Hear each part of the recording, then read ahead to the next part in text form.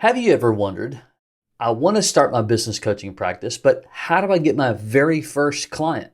If you've been thinking about, that's what we're going to tackle today on the Business Coaching Success Podcast. Let's dive in.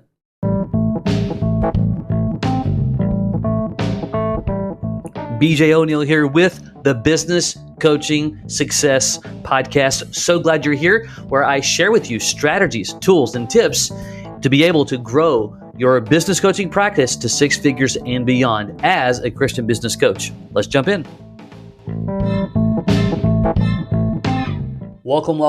Glad you're here. If you're listening to Apple, or I say listening to Apple, that would be weird if you're listening to an Apple. If you're listening on Apple, Spotify, your platform, please leave a review, like, and subscribe. If you're watching on YouTube, if that's your favorite, it helps other people to know about the message and to essentially address some of the same questions that maybe you have.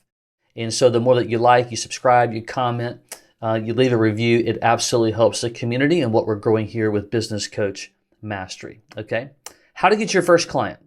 By far, probably one of the most frequent questions that I get in relation to starting, growing, and developing a solid, profitable business coaching practice. Now, I'm going to stay as concise as I can, and I wish that there was just a black and white answer. There's not. I'm going to give you some things to consider because there are some things that you absolutely want to avoid, period. That is black and white for sure. And I'm going to give you some context of several different ways to think, and then the ones that I believe, it's my own experience of working with a lot of coaches, that you need to consider in getting your very first client. Because here's why. I'm a big believer in setting smart goals. I'm a big believer in setting goals. I'm a big believer in the 1, 3, and 5 year picture, 10-year picture, and so on. But in the very beginning, none of that really matters. It really doesn't until you get, guess what?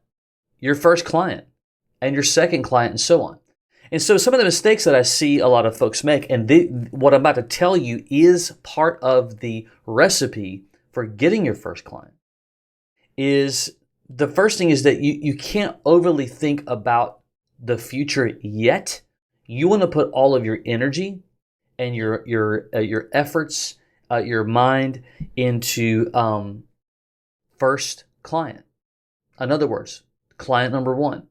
Meaning that rather than spending a lot of time with the whiteboard, with the planning and all that, let's go get a client first. That's my point. The actions, the activities, the conversations, the curiosities, and the understanding and the knowledge that you need to gain, that needs to come first before you start out making all these projections. Because I see it all the time, to where somebody has spent an absorbent amount of time in planning, in processing, yet they've not done anything actionable to actually build relationships pertaining to getting your first client.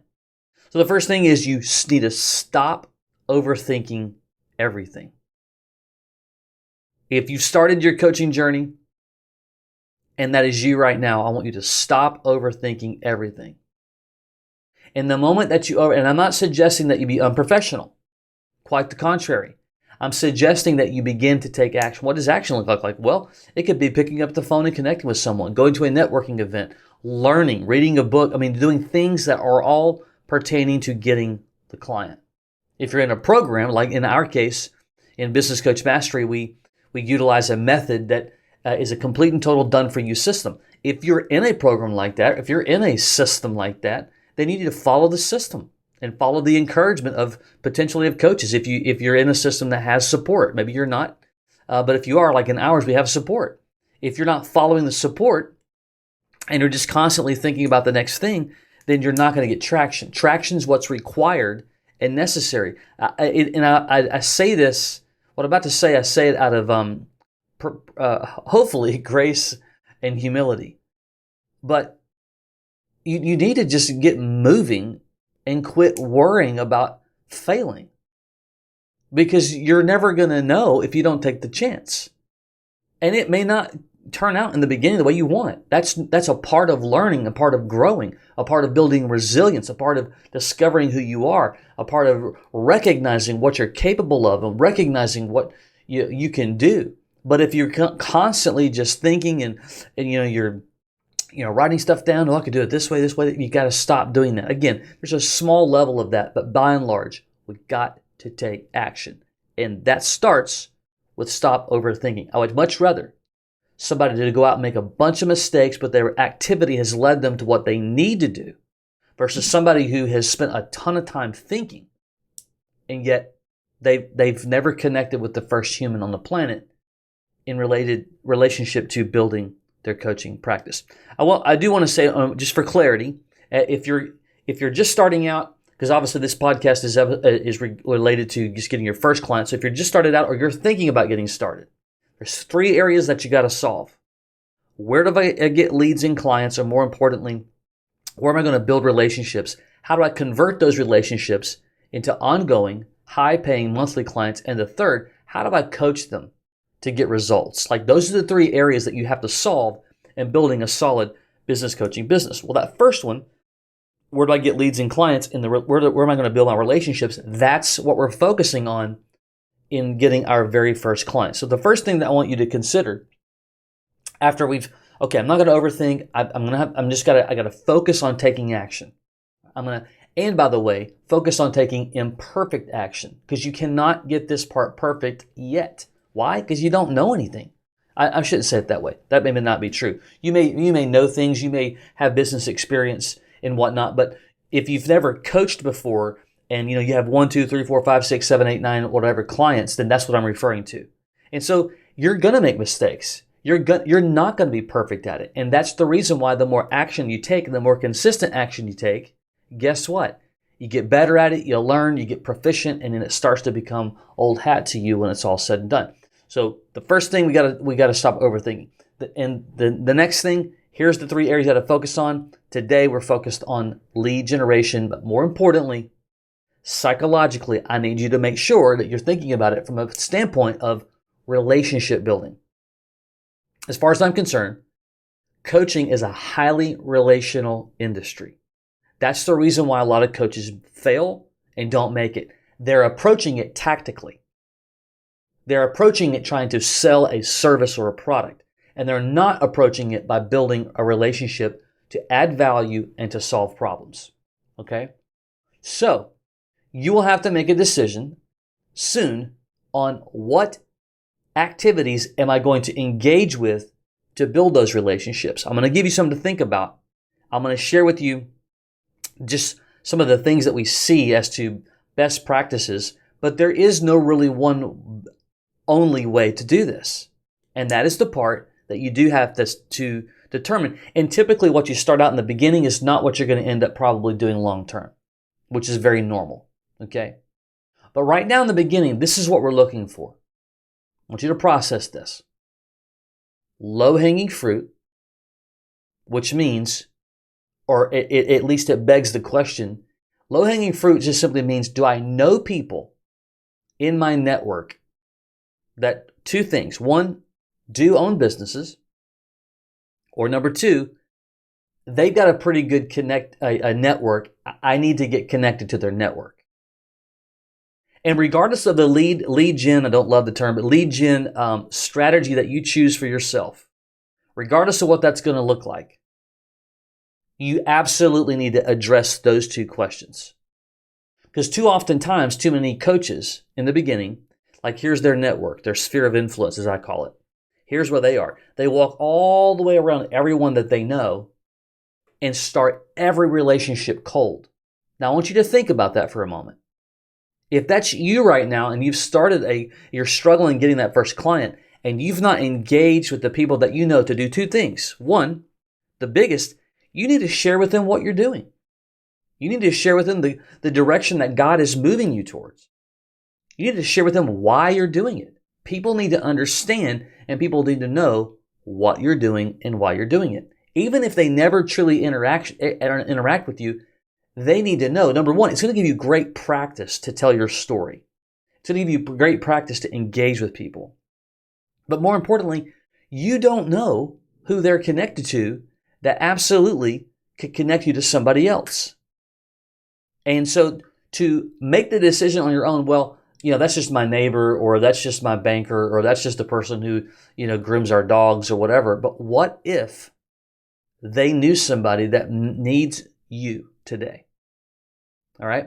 And so we talk about this from a standpoint of your sphere of influence. We talk about this from the standpoint of your network, your connections.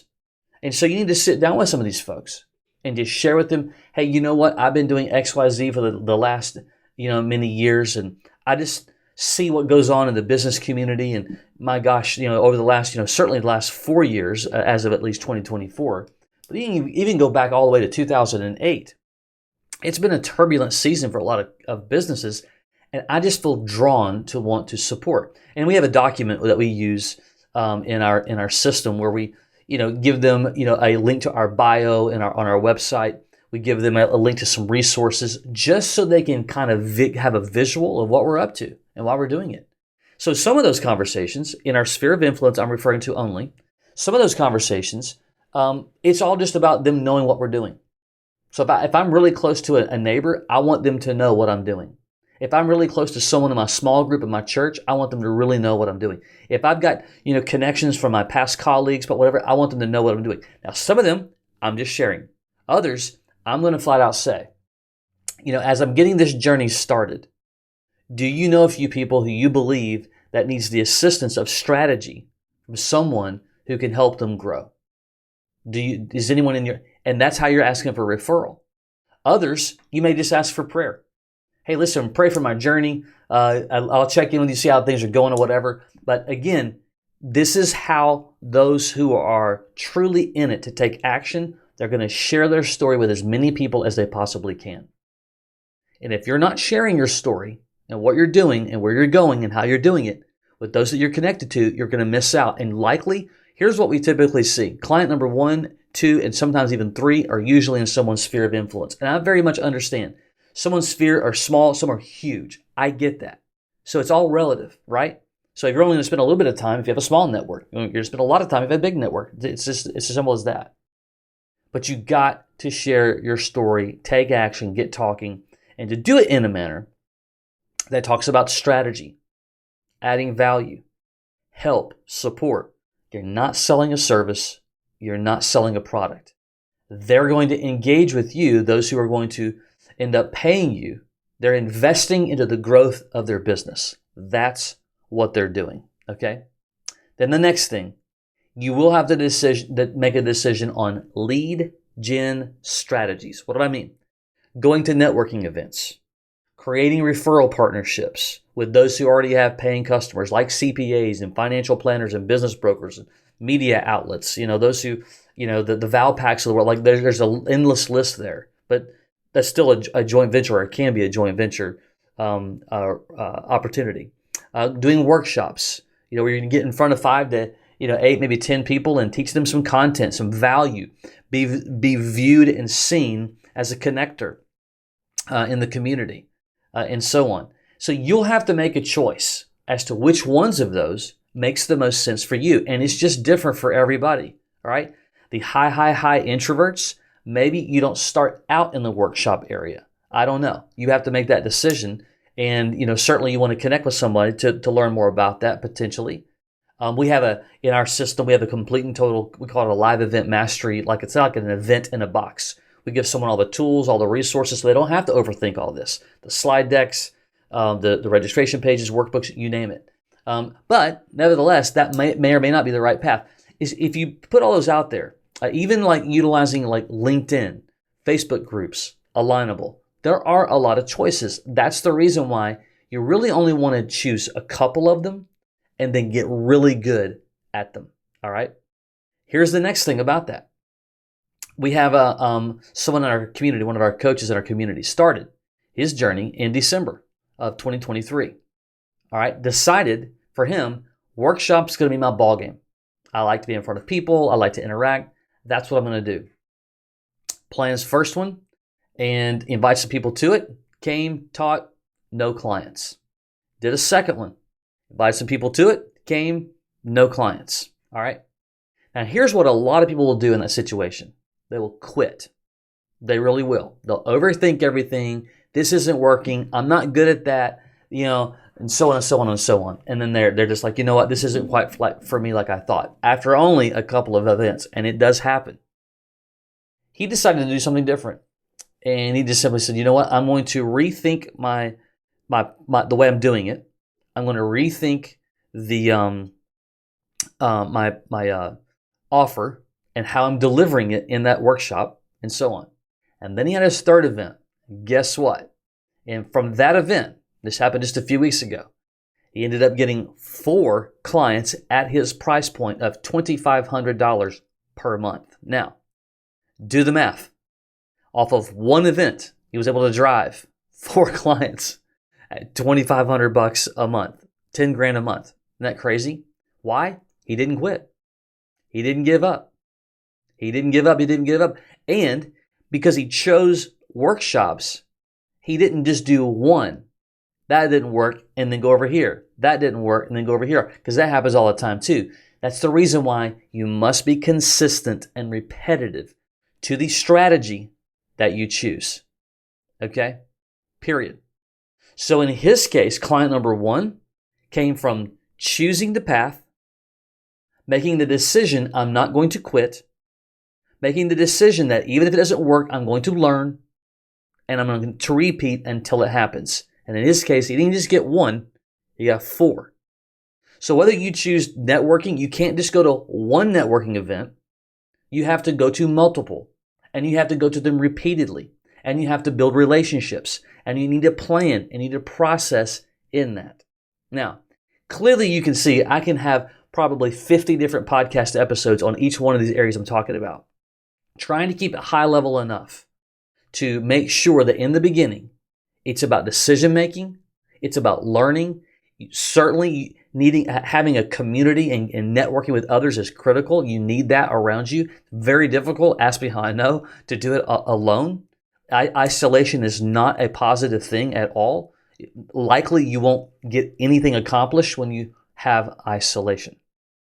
I pray that this has added value to you and at least has given you some things to consider. The biggest, don't overthink, take action. You got to make some decisions. You got to go out there and just start to learn and develop yourself, period. What doesn't matter what you choose, that's a part of it, and adjust as you learn. Perhaps you are considering, you've been thinking about the idea of helping others, making a solid impact and helping businesses grow, making a living doing it at whatever level that looks like for you, and it's very different for everybody. And but you don't know where to start. You don't know what that looks like. You don't know how to get going. I certainly would invite you to join us on a quick chat where we can help you kind of see the method that we use in giving all of our coaches a complete and total done-for-you systematic approach to building a profitable business coaching business. You can go to businesscoachmastery.com. That's businesscoachmastery.com. You can simply get some information there. You can also book a chat, and we'll go from there. All right? Until next time, take care.